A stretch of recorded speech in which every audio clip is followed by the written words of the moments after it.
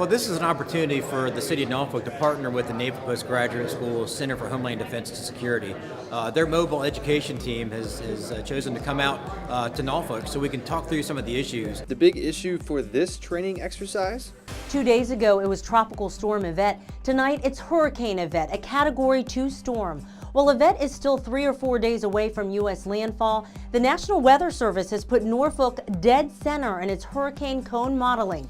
Will Yvette hit, and is Norfolk prepared? While Hurricane Yvette was not real, the threat of a major hurricane hitting Norfolk is real, as is the response necessary by the City of Norfolk and all of its partners. The most recent storm in a lot of folks' memories is either Hurricane Isabel in 2003, maybe the Twin Nor'easters in 2009, or Irene in 2011.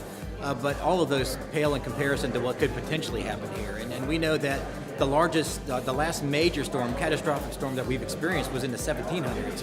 And we know that it's happened before, and we know it's a matter of time before it happens again. So we're really focusing our efforts on the worst case scenario.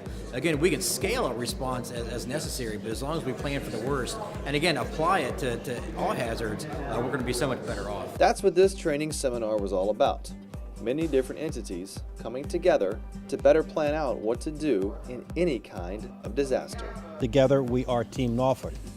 This simply means that we are all in it together and that we have committed to address all hazards as a team regardless of sector or local level of government. Public, private, not-for-profit, higher education, and military, we're all working through these issues, so our plans are inclusive. Our plans communicate realistic expectations, and everyone can go back to their respective organization and develop their standard operating procedures in that one unified plan. The truth is that we do not know which disaster will strike next, but regardless of the type of threat, it is our responsibility to be prepared for the sake of our citizens.